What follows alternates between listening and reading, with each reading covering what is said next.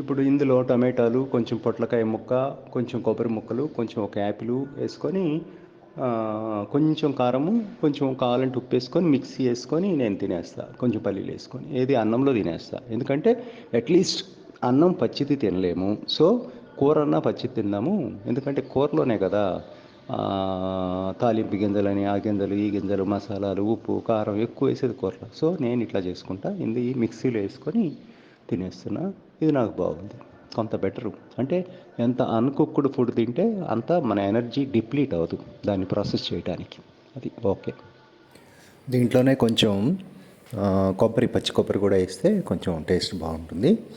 లేదా సమ్టైమ్స్ నేను బయట కర్రీ పాయింట్లో పప్పు తీసుకొస్తాను. అది కొంచెం 2-3 స్పూన్స్ పప్పు కూడా ఇందులో వేసేస్తే, అంటే కుక్కుడు అన్కుక్కుడు కలిస్తే కొంత ఇబ్బంది లేకుండా తినడానికి అదొక ఐడియా సార్. ఓకే.